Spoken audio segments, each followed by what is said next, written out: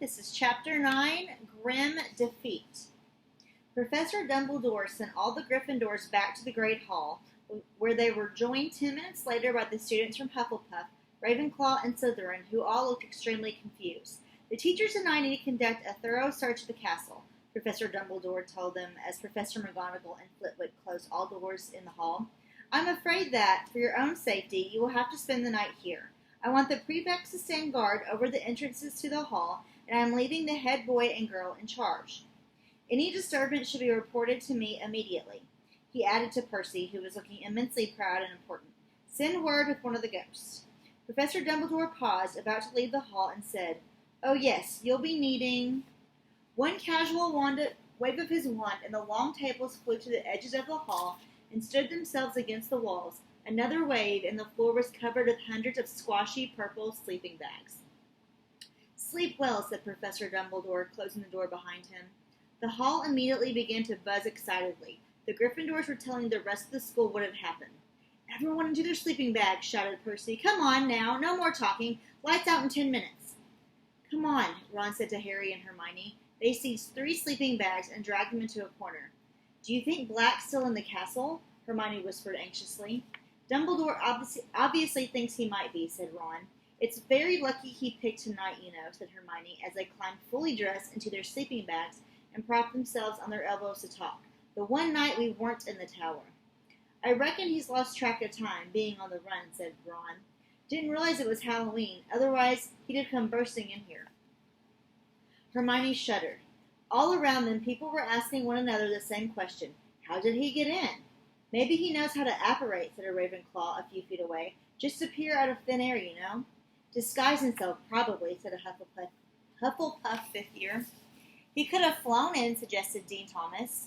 Honestly, am I the only person who's ever bothered to read Hogwarts a history? Said Hermione crossly to Harry and Ron. Probably, said Ron. Why? Because the castle's protected by more than walls, you know, said Hermione.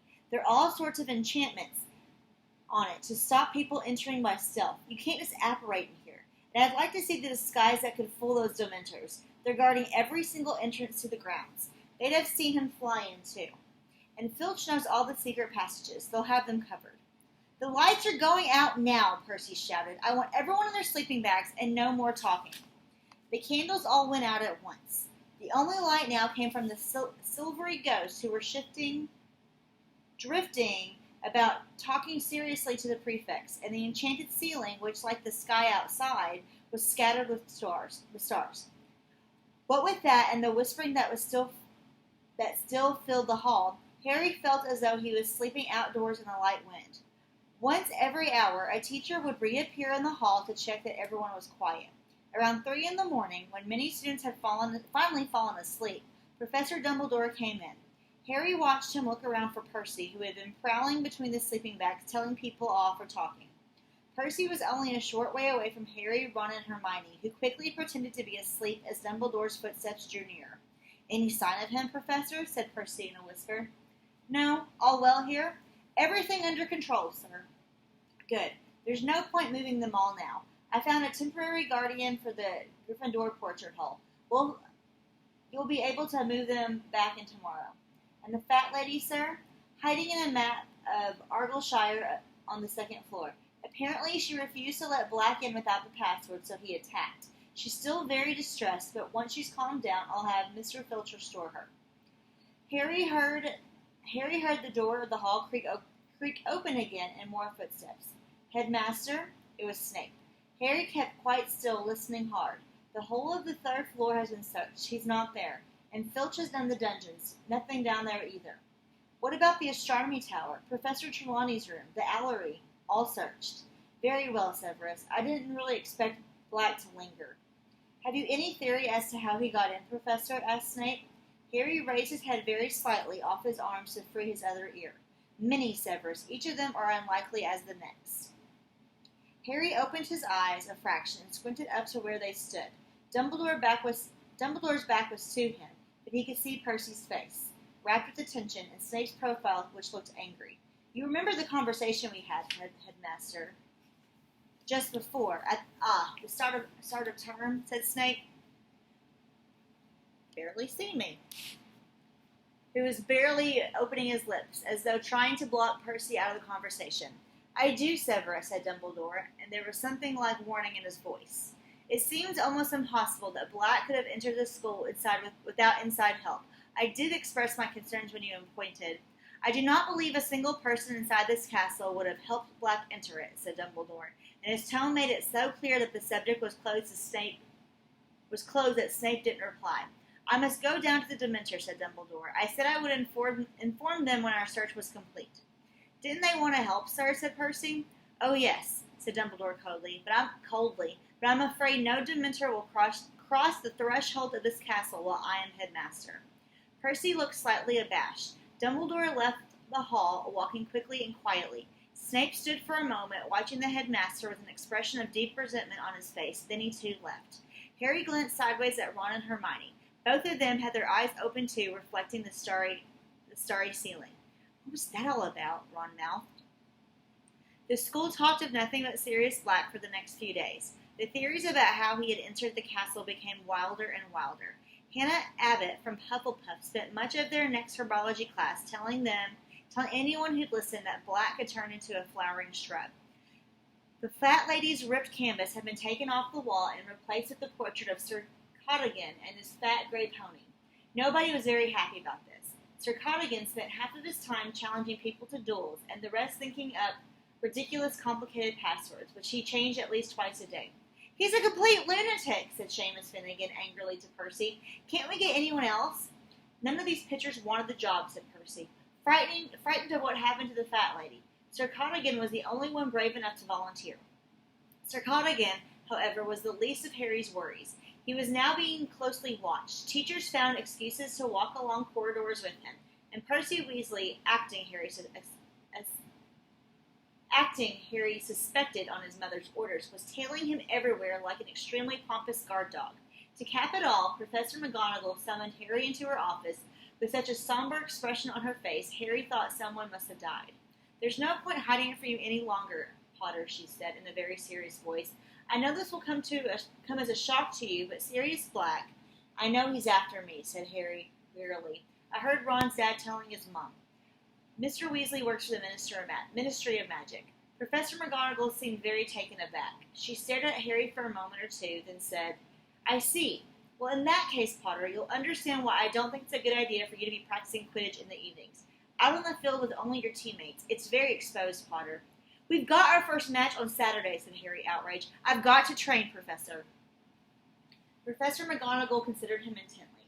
Harry knew she was deeply interested in the Gryffindor team's prospects. It had been she, after all, who suggested him as seeker in the first place. He waited, holding his breath. Professor McGonagall stood up and stared out of the window at the Quidditch field, just visible through the rain. "Well, goodness knows, I'd like to see us win the cup at last, but all the same, Potter, I'd be happier if a teacher were present. I'll ask Madam Hooch to oversee your training sessions." The weather worsened steadily as the first Quidditch match drew nearer. Undaunted, the Gryffindor team was training harder than ever under the eye of Madam Hooch. Then, at their final training session before Saturday's match, Oliver Wood gave his team some unwelcome news. "We're not playing Slytherin," he told them, looking very angry. "Flinch has been to see me. We're playing Hufflepuff instead." "Why?" chorused the rest of the team. "Flint's excuse is that their seeker's arm is still injured," said Wood, grinding his teeth furiously. "But it's obvious why they're doing it. Don't want to play in this weather. Think it'll damage their chances." There had been strong winds and heavy rain all day, and as Wood spoke they heard a distant rumbling of thunder. "There's nothing wrong with Malfoy's arm," said Harry furiously. "He's faking it." "I know that, but we can't prove it," said Wood bitterly. "And we've been practicing all these moves assuming we were playing Slytherin, and instead it's Hufflepuff, and their style's quite different. They got a new captain and seeker, Cedric Diggory." Angelina, Alicia, and Katie suddenly giggled. "What?" said Wood, frowning at this light-hearted behavior. "He's that tall, good-looking one, isn't he?" said Angelina. "Strong and silent," said Katie, and they started to giggle again. "He's only silent because he's too thick to string two words together," said Fred impatiently. "I don't know why you're worried, Oliver. Hufflepuff is a pushover. Last time we played them, Harry caught the cinch in about 5 minutes, remember?" We're playing in completely different conditions, Wood shouted, his eyes bulging slightly. Diggory's got a very strong side together. He's an excellent seeker. I was afraid you take it like this. We mustn't relax. We must keep our focus. Slytherin is trying to wrong-foot us. We must win. Oliver, calm down, said Fred, looking slightly alarmed. We're taking Hufflepuff very seriously. Seriously. That day before the match, the winds reached howling point, and the rain fell harder than ever. It was so dark inside the corridors and classrooms that extra torches and lanterns were lit. The Slytherin team was looking very smug indeed, and none more so than Malfoy. Ah, so if only my arm was feeling a bit better, he sighed as the gale outside pounded the windows. Harry had no room in his head to worry about anything except the match tomorrow. Oliver Wood kept hurrying up to him between classes and gave him tips. The third time this happened, Wood talked for so long that Harry suddenly realized he was 10 minutes late for Defense Against the Dark Arts and set off at a run with Wood shouting after him. Diggory's got a very fast swerve, Harry, so you might want to try looping him. Harry skidded to a halt outside the Defense Against the Dark Arts classroom, pulled the door open, and dashed inside. Sorry I'm late, Professor Lupin. But it wasn't Professor Lupin who looked up at him from the teacher's desk. It was Snape. This lesson began 10 minutes ago, Potter, so I think we'll make it 10 points from Gryffindor. Sit down. But Harry didn't move. Where's Professor Lupin, he said. He says he is feeling too ill to teach today, said Snape with a twisted smile. I believe I told you to sit down. But Harry stayed where he was. What's wrong with him? Snape's black eyes glittered. Nothing life-threatening, he said, looking as though he wished it were. 5 more points from Gryffindor, and if I have to ask you to sit down again, it'll be 50. Harry walked slowly to his seat and sat down. Snape looked around at the class. As I was saying before Potter interrupted, Professor Lupin has not left any record of the topics you have covered so far. Please, sir, we've done Bogarts, Redcaps, Kappas, and Grindylows, said Hermione quickly, and we're just about to start. Be quiet, said Snape coldly. I did not ask for information. I was merely commenting on Professor Lupin's lack of organization. He's the best Defense Against the Dark Arts teacher we've ever had, said Dean Thomas boldly, and there was a murmur of agreement from the rest of the class. Snape looked more menacing than ever. You are easily satisfied. Lupin is hardly overtaxing you. I would expect first years to be able to deal with Redcaps and Grindylows. Today we shall discuss. Harry watched him flick through the textbook to the very back chapter, which he must know they hadn't covered. Werewolves, said Snape.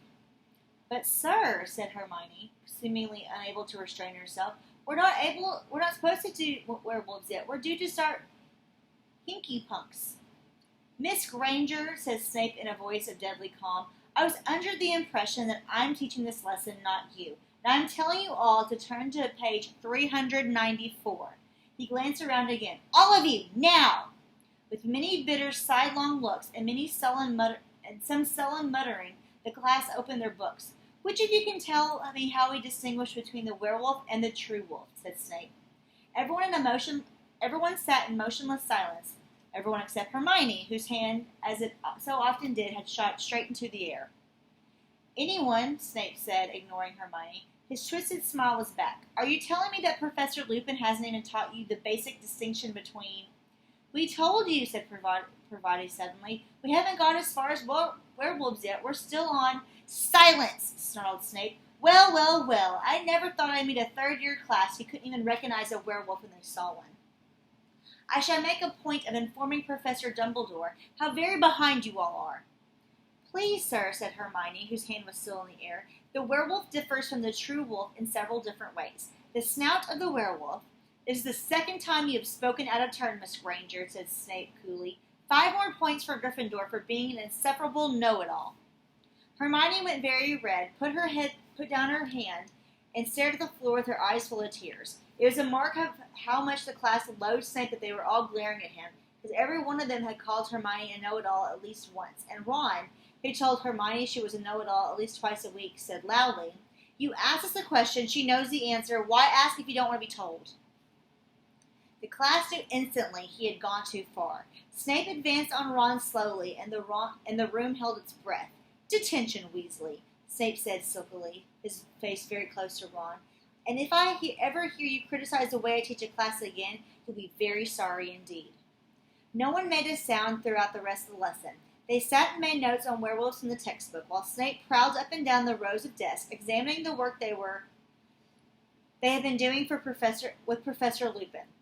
Very poorly explained. This is incorrect. The Kappa is more commonly known as Mongolia. Professor Lupin gave this 8 out of 10. I wouldn't have given it 3.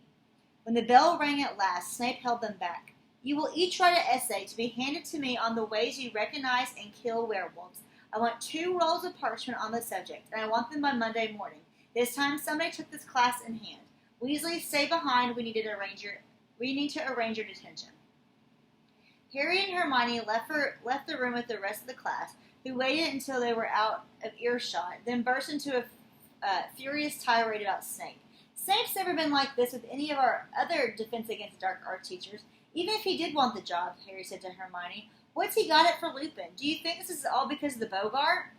I don't know, said Hermione pensively, but I really hope Professor Lupin gets better soon.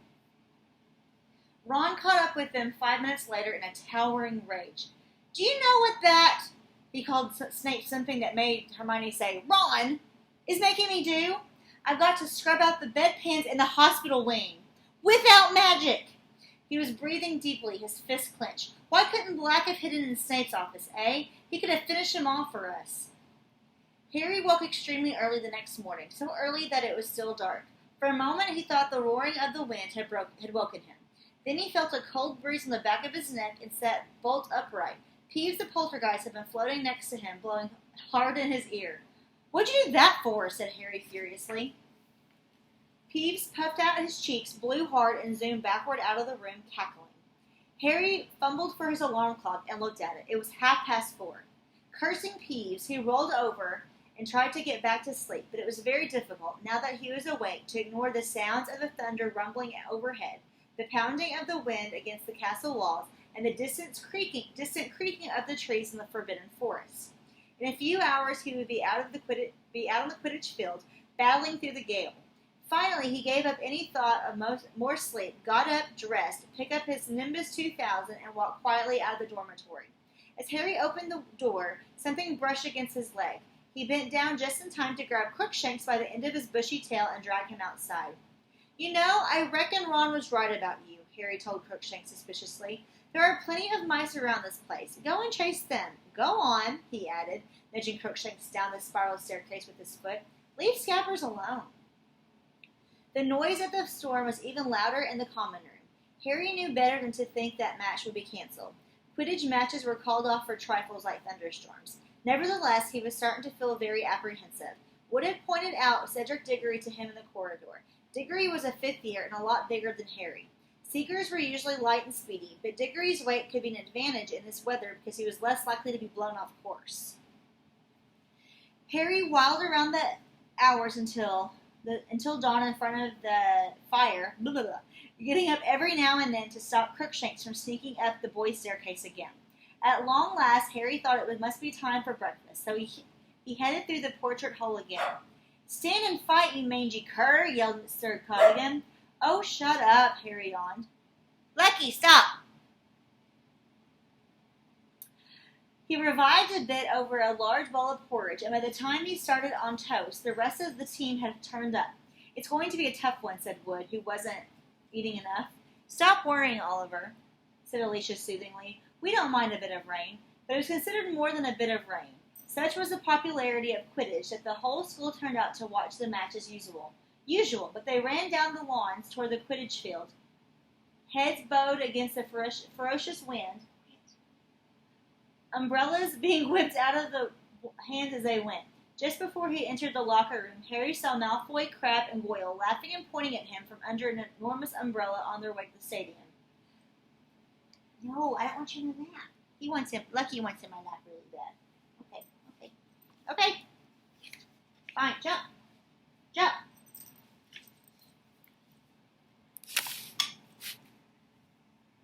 Yeah, Mama's boy, you can't help it. You threw it right in. The team changed into their scarlet robes and waited for Wood's usual pre-match pep talk, but it didn't come. He tried to speak several times, made an odd gulping noise, then shook his head hopelessly and beckoned them to follow him. The wind was so strong that they staggered sideways as they walked out into the field. The If the crowd was cheering, they couldn't hear it over the fresh rolls of thunder. Rain was splattering over Harry's glasses. How on earth was he going to see the snitch in this? Hufflepuffs were approaching from the opposite side of the field wearing canary yellow robes. The captains walked up to each other and shook hands. Diggory smiled at Wood, but Wood now looked as though he had lockjaw and merely nodded. Harry saw Madame Hooch's mouth form the words, "Mount your brooms." He pulled his right foot out of the mud with a squelch and swung it over his Nimbus 2000. Madame Hooch, I should have done that. Okay, stop. Madame Hooch put her whistle to her lips and gave it a blast that sounded shrill and distant. They were off. Harry rose fast, but his Nimbus was swerving lightly with the wind. He held it as steadily as he could. It's hard to be comfortable with this dog in my lap. And turned, squinting into the rain. Within 5 minutes, Harry was soaked to his skin and frozen, hardly able to see his teammates, let alone the tiny snitch. He flew backward and forward across the field, past blurred red and yellow shapes, with no idea what was happening in the rest of the game. He couldn't hear the commentary over the wind. The crowd was hidden beneath a sea of cloaks and battered umbrellas. Twice, Harry came very close to being unseated by a bludger. His vision was so clouded by the rain on his glasses he hadn't seen them coming. He lost track of time. It was getting harder and harder to hold his broom straight. Move your head, buddy. The sky was getting darker, as though night had decided to come early. Twice, Harry nearly hit another player without knowing whether it was a teammate or an opponent. Everyone was now so wet and the rain so thick he could hardly tell them apart. Please sit still. Sit still, buddy. With the first flash of lightning came the sound of Madame Hooch's whistle. Harry could just see the outline of Wood through the thick rain gesturing him to the ground. The whole team splashed down into the mud. I called for timeout, Wood roared at his team. Come on, under here. They huddled at the edge of the field under a large umbrella. Harry took off his glasses and wiped them hurriedly on his robes. What's the score? We're 50 points up, said Wood. But unless we get the snitch soon, we'll be playing into the night. I've got no chance with these on, Harry said exasperately, waving his glasses. At that very moment, Harry appeared at his shoulder. Hermione appeared at his shoulder. She was holding her cloak over her head and was inexplicably beaming. I have an idea, Harry. Give me your glasses quick. Quick. He handed them to her, and as the team watched in amazement, Hermione tapped them with her wand and said, impervious. There, she said, handing them back to Harry. They'll repel water. Wood looked as though he could have kissed her. Brilliant, he called hoarsely after her as she disappeared to the crowd. Okay, team, let's go for it. Hermione's spell had done the trick. Harry was still numb with cold, still wetter than he'd ever been in his life, but he could see. Full of fresh determination, he urged his broom, Lucky, quit! He urged his broom through the turbulent air. Okay, I'm trying to read. Stop. Staring in every direction for the snitch, avoiding a bludger, ducking beneath Diggory, who was streaking in the opposite direction. There was another clap of thunder, following immediately by forked lightning. This was getting more and more dangerous. Harry needed to get the snitch quickly. So good thing I don't have kids, because this one's a needy little dog, isn't he? He turned, intending to head back toward the middle of the field, but at that moment another flash of lightning illuminated the stands, and Harry saw something that distracted him completely. The silhouette of an enormous shaggy black dog, clearly imprinted against the sky, motionless in the topmost, empty row of seats. Harry's numb hands slipped on the broom handle, and his Nimbus dropped a few feet. Shaking his sodden bangs out of his eyes, he squinted back into the stands. The dog had vanished. Harry! Came Wood's anguished yell from the Gryffindor goalpost. Harry, behind you! Harry looked wildly around. Cedric Diggory was pelting up the field, and a tiny speck of gold was shimmering in the rain-filled air between them. With a bolt of panic, Harry threw himself flat to the broom handle and zoomed toward the snitch. Come on, he growled at his Nimbus as the rain whipped his face. Faster! But something odd was happening. An eerie silence was falling across the stadium. The wind, though as strong as ever, was forgetting to roar. It was as though someone had turned off the sound, as though Harry had gone suddenly deaf. Deaf. What was going on? And then a horribly familiar wave of cold swept over him, inside him, just as he became aware of something moving on the field below. Before he had time to think, Harry had taken his eyes off the snitch and looked down. At least 100 Dementors, their hidden faces pointed up at him, were standing beneath him. It was as though their freezing water were rising in his chest, cutting at his insides. And then he heard it again. Someone was screaming inside his head. A woman. Not Harry! Not Harry! Please, not Harry! Stand aside, you silly girl. Stand aside, now! Not Harry! Please, no! Take me! Kill me instead! Numbing, swirling white mist was filling Harry's brain. What was he doing? Why was he flying? He needed to help her. She was going to die. She was going to be murdered. He was falling. Ow! Ow, Lucky! Falling through the icy mist. Not Harry! Please! Have mercy! Have mercy! A shrill voice was laughing. The woman was screaming, and Harry knew no more. Lucky the ground was soft. I thought he was dead for sure, but he didn't even break his glasses. Harry could hear the voices whispering, but they made no sense whatsoever. He didn't have a clue where he was, or how he got there, or thank goodness he jumped down, or what he'd been doing before he got there. All he knew was that every inch of him was aching as though he'd been beaten. That was the scariest thing I've ever seen in my life. The scariest thing. Hooded black figures, cold, screaming. Harry's eyes snapped open. He was lying in the hospital wing. The Gryffindor Quidditch team, spattered with mud from head to foot, was gathered around his bed. Ron and Hermione were also there, looking as though they had just climbed out of a swimming pool. Harry, said Fred, who looked extremely white underneath the mud. How are you feeling? It was as though Harry's memory was on fast forward. The lightning, the Grim, the Snitch, and the Dementors. What happened, he said, sitting up so suddenly they all gasped. You fell off, said Fred. Must have been, 50 feet? We thought you died, said Alicia, who was shaking. Hermione made a small squeaking noise. Her eyes were extremely bloodshot. But the match, said Harry. What happened? Are we doing a replay? No one said anything. The horrible truth sank into Harry like a stone. We didn't lose. Diggory got the snitch, said George, just after you fell. He didn't realize what had happened. When he looked back and saw you on the ground, he tried to call it off. Wanted a rematch, but they won fair and square. Even Wood admits it. Where is Wood? Said Harry, suddenly realizing he wasn't there. Still in the shower, said Fred. We think he's trying to drown himself. Harry put his face to his knees, his hands gripping his hair. Fred gripped his shoulder and shook it roughly. Come on, Harry, you've never missed this just before. There had to be one time you didn't get it, said George. It's not over yet, said Fred. We lost by 100 points, right? So if Hufflepuff loses to Ravenclaw, and we beat Ravenclaw and Slytherin, Hufflepuff will have to lose by at least 200 points, said George. But if they beat Ravenclaw, no way. Ravenclaw is too good. But if Slytherin loses against Hufflepuff, it all depends on the points. A margin of 100 either way. Harry lay there not saying a word. They had lost. For the first time ever, he had lost a Quidditch match. After 10 minutes or so, Madame Pomfrey came over to tell the team to leave him in peace. We'll come and see you later, Fred told him. Don't beat yourself up, Harry. Well, you're still the best seeker we've ever had. The team trooped out, trailing mud behind them. Madame Pomfrey shut the door behind them, looking disapproving. Ron and Hermione moved near to Harry's bed.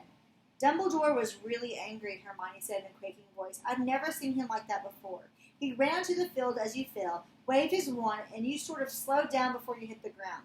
Then he whirled his wand at the Dementors, shot silver stuff at them. They left the stadium right away. He was furious they came onto the grounds. We heard him.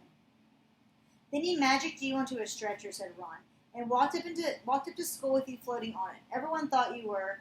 His voice faded, but Harry hardly noticed. He was thinking about what the Dementors had done to him, about the screaming voice. He looked up and saw Ron and Hermione looking at him so anxiously that he quickly cast around for something matter-of-fact to say. Did somebody get my nimbus? Ron and Hermione looked quickly at each other. What? Said Harry, looking from one to the other. Well, when you fell off, it got blown away, said Hermione hesitantly. And it hit. Oh, Harry, it hit the Whomping Willow. Harry's insides lurched. The Whomping Willow was a very violent tree that stood alone in the middle of the grounds. And he said, dreading the answer, well, you know the Whomping Willow, said Ron. It doesn't like being hit. Professor Flitwick brought it back just before you came around, said Hermione in a very small voice. Slowly she reached down from a bag at her feet and turned it upside down and tipped a dozen bits of splintered wood and twig onto the bed, the only remains of Harry's faithful, finely beaten broomstick.